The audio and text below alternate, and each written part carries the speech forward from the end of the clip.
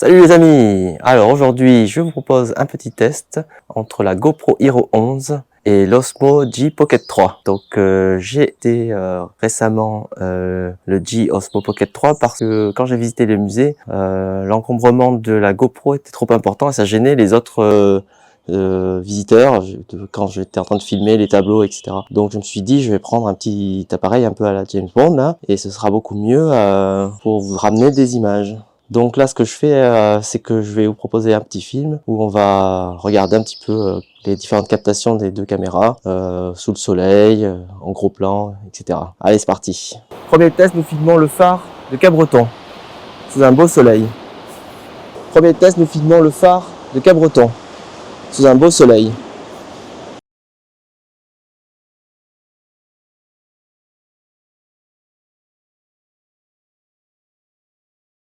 Donc voilà, donc là, nous sommes avec la GoPro Hero 11. Donc on voit un petit peu tout le matériel qu'il faut, comme au niveau des branchements, l'empattement un peu de l'appareil. Donc c'est assez discret, mais c'est quand même assez volumineux. Voilà, donc maintenant on va faire la même chose, mais avec le Osmo G Pocket 3, comme ça vous verrez la différence. Alors, donc ici là on voit l'empattement de l'Osmo G Pocket 3. Donc on voit que par rapport à la GoPro qui n'était pas très encombrante, mais là on est encore sur du matériel beaucoup plus petit. Et en plus, on a rajouté la poignée qui est ici, on peut l'enlever et ça fait encore plus petit du coup. Voilà. Et puis au niveau du il n'y a pas de branchement comme sur la GoPro pour les micros, voyez.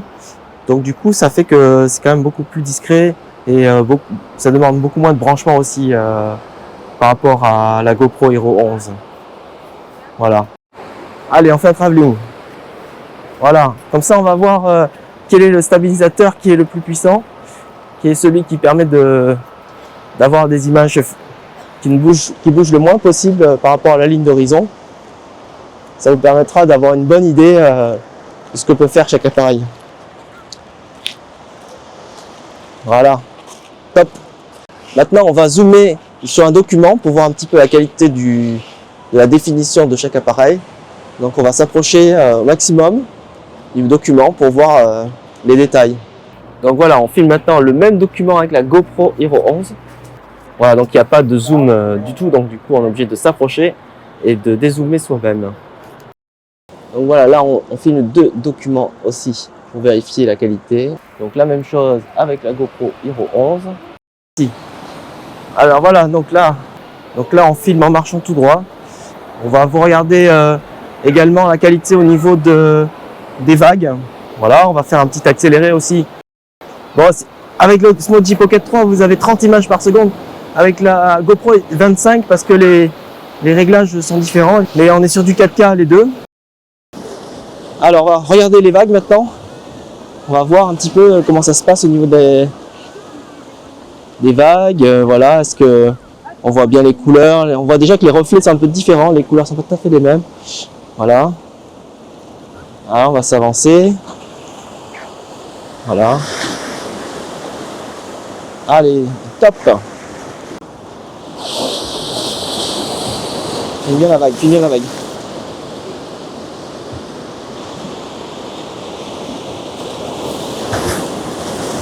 Allez, on filme. Donc voilà, donc là on filme les vagues. Hein. On voit un petit peu la qualité de l'image en action, avec du mouvement. Donc là il y a une belle vague qui arrive. Donc c'est pareil, on va travailler en accéléré. Peut-être, on peut pas faire de ralenti parce qu'on n'a pas assez d'images par seconde à ce niveau. Ombre, hein, parce que là on a un jeu d'ombre assez complexe avec la jetée du port de Cabreton qui amène au phare. Donc c'est intéressant au niveau des ombres, vous voyez, des structures avec des ombres, etc. Donc on va voir comment les caméras, chaque caméra s'en sort un petit peu avec le réglage standard. Alors voilà, là donc on se retrouve avec le paysage. Donc on peut comparer les deux images, le traitement des deux images par les deux appareils. Voilà. Et donc il y a un bateau au loin là. Donc on va le zoomer sur l'Osmo G Pocket 3.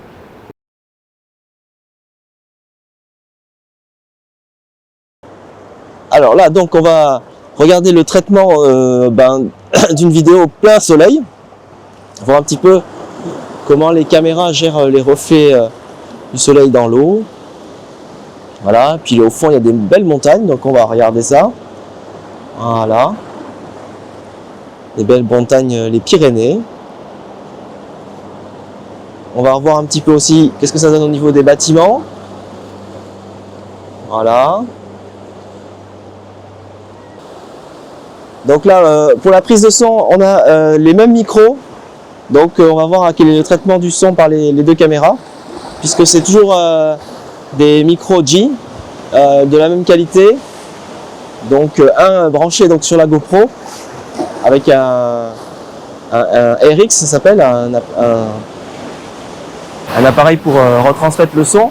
Donc là on va voir, on est entouré de... Papa, derrière toi.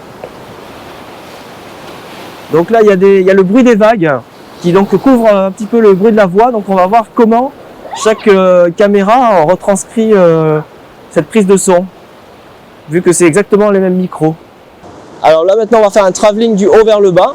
Donc le haut du phare vers le bas du phare. Voilà, et après on va tourner à gauche. Hop là. Et voilà le travail. Alors voilà, là de nouveau on se retrouve avec de la lumière et de l'obscurité. Là donc de nouveau on se retrouve avec un jeu d'ombre et de lumière. Donc on va un petit peu avancer et voir comment la caméra se débrouille. Voilà. Top. Donc là on est sur exactement la même qualité, 4K 25 images par seconde. Voilà. Finalement c'était possible d'avoir la même chose. Alors là on va faire un petit shoot du haut vers le bas de la devanture, un petit shoot du haut vers le bas de la devanture d'un marchand de glace. Voilà. Donc voilà, là nous allons faire un petit défilement droite-gauche avec exactement les mêmes réglages, c'est-à-dire 4K et 25 images par seconde. Alors on y va, c'est parti.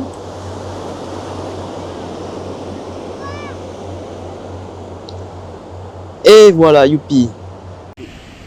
Alors voilà, là maintenant on va faire la même chose avec mon téléphone portable pour qu'on puisse voir la différence. Je pense que la principale différence, ça va être au niveau de la captation du son qui va pas du tout être bonne à mon avis. Alors on va tourner vers la gauche là pour faire défiler le paysage. Voilà. Top. Alors voilà, là maintenant on va faire la même chose avec mon téléphone portable pour qu'on puisse voir la différence. Je pense que la principale différence, ça va être au niveau de la captation du son qui va pas du tout être bonne à mon avis. Alors on va tourner vers la gauche là pour faire défiler le paysage. Voilà. Top. Alors là, on va capter un coucher de soleil sur la campagne landaise. Nous allons voir comment les deux caméras traitent ces images. Alors là, on va capter un coucher de soleil sur la campagne landaise. Nous allons voir comment les deux caméras traitent ces images.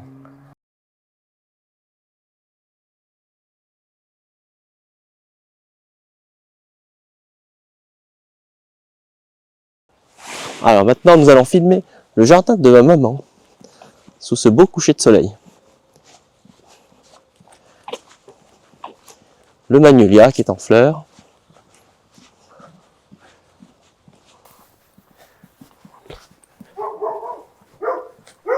Le camélia.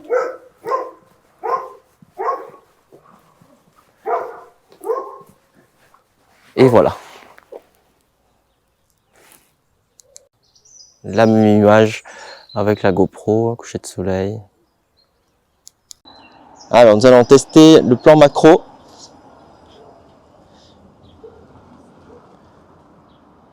Voilà.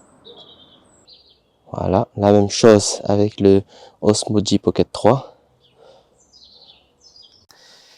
Alors maintenant on va s'intéresser à tout simplement comment on se prend soi-même, comment on se capte soi-même. Donc là, au niveau de la GoPro, on est obligé d'avoir deux écrans. Donc il y a l'écran avec un petit écran que vous voyez là, qui sert à voir qu'est-ce qu'on filme, et au dos, l'écran normal. Donc du coup, pas du tout exploitable quand on se filme soi-même.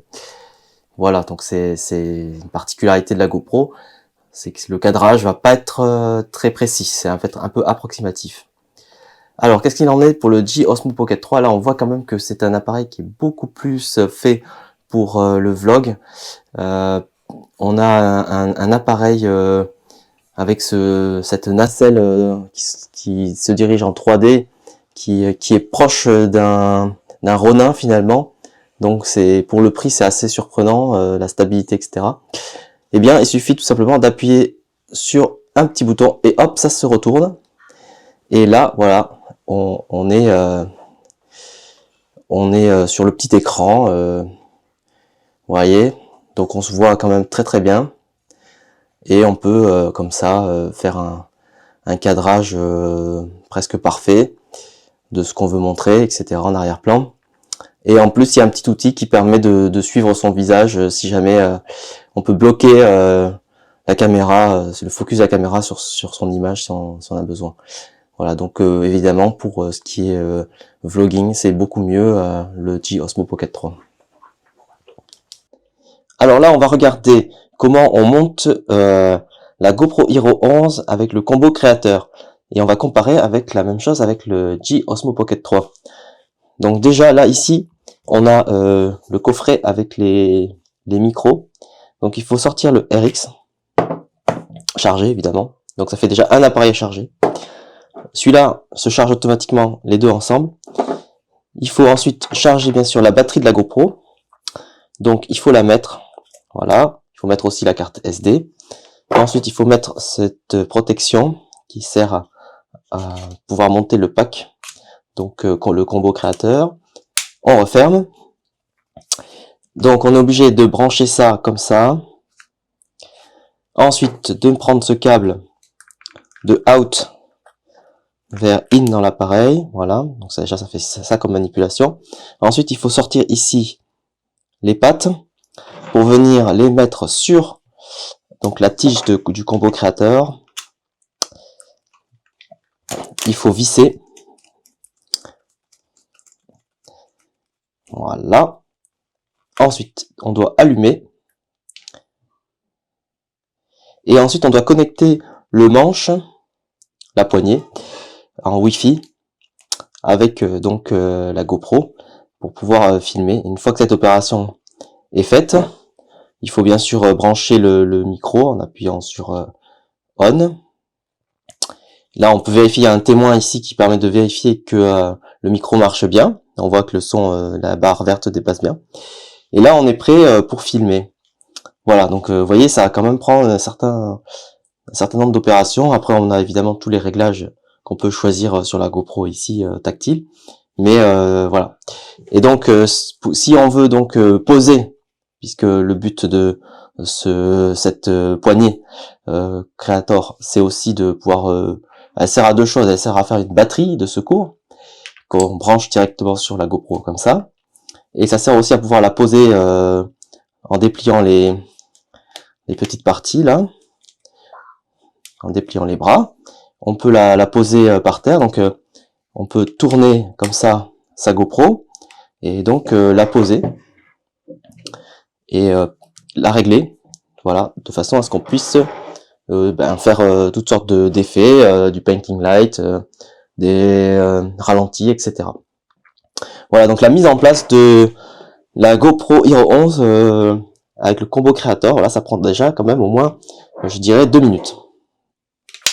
Donc voilà, donc maintenant on va voir la même chose avec le G Osmo Pocket 3, donc le combo créateur. Donc déjà on voit que il y a beaucoup moins d'éléments à monter ensemble. Contrairement à la GoPro, on n'a pas énormément de choses à charger, puisque la GoPro il fait charger la poignée, la batterie de la GoPro et aussi les micros. Là, finalement, on a aussi à charger le micro, la poignée et le G Osmo Pocket 3, mais c'est beaucoup plus compact. Donc pour monter, il suffit de brancher celui-ci là comme ça fait clac. Et pour le pied, on le met directement là en dessous. Et voilà. Et on appuie ici pour allumer. Voilà. Pareil pour au niveau du micro. ça nous dit tout de suite que le micro est bien connecté ou pas, avec la batterie qui reste, donc c'est assez pratique.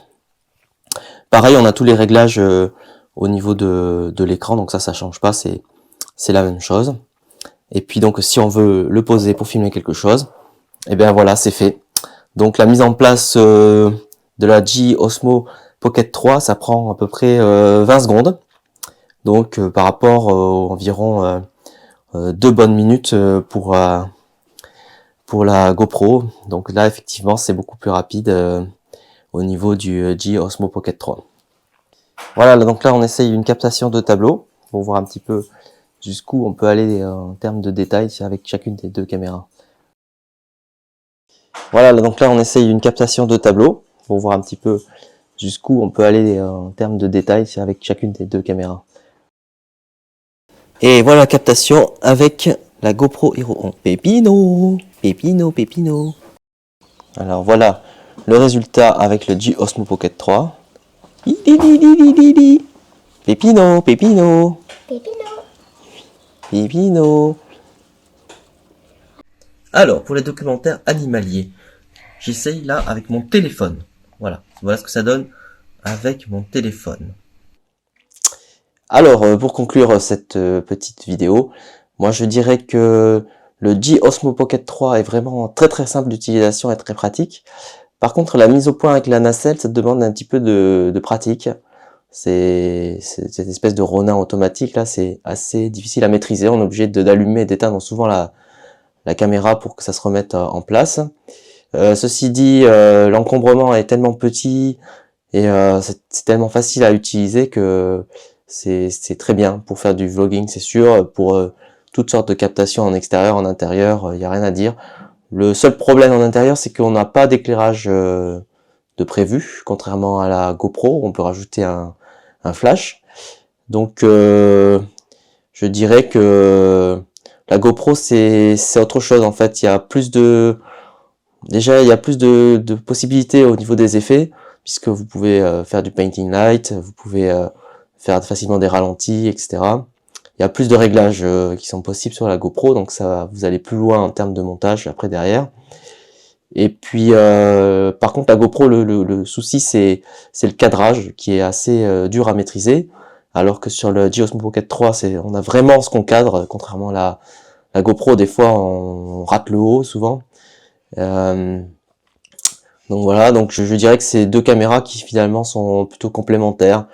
Il y en a une donc c'est que j'ai choisi exprès pour les musées, donc ça ira mieux pour les musées, c'est la G, et puis la GoPro, tout ce qui est extérieur, activité sportive, et puis évidemment activité sous-marine, puisque la GoPro résiste à l'eau, ce qui est étanche, ce qui n'est pas le cas du tout de la G Osmo Pocket 3. Après au niveau du son, on voit quand même que le traitement du son est bien meilleur sur l'Osmo, la G Osmo, que sur la GoPro. Alors est-ce que ça vient du fait que les micros G finalement sont peut-être pas si compatibles que ça avec la GoPro, je sais pas. Il faudrait qu'on essaye avec notre marque pour voir si ça marche mieux.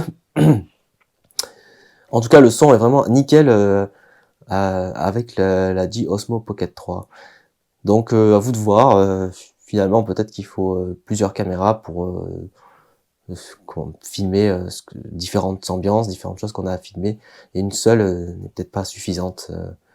Voilà, en tout cas, j'espère que ça vous aura donné une petite idée des images qu'on peut produire avec l'une et l'autre des caméras, et aussi le petit comparatif par rapport au téléphone. On voit que le téléphone, lui, il est pas loin derrière quand même en termes de qualité d'image. C'est-à-dire que si vous faites du vlogging comme ça, de temps en temps pour vous amuser, je pense que finalement un téléphone c'est largement suffisant. Par contre, vous aurez un petit problème au niveau du son. Il faut trouver une astuce, peut-être à rajouter un micro externe sur le téléphone, de façon à ce que vous ayez un son parfait au niveau du téléphone. Voilà, n'hésitez pas à mettre des commentaires. Et si vous voulez m'envoyer des messages, toujours pareil, www.dae-studio.fr. Salut les amis!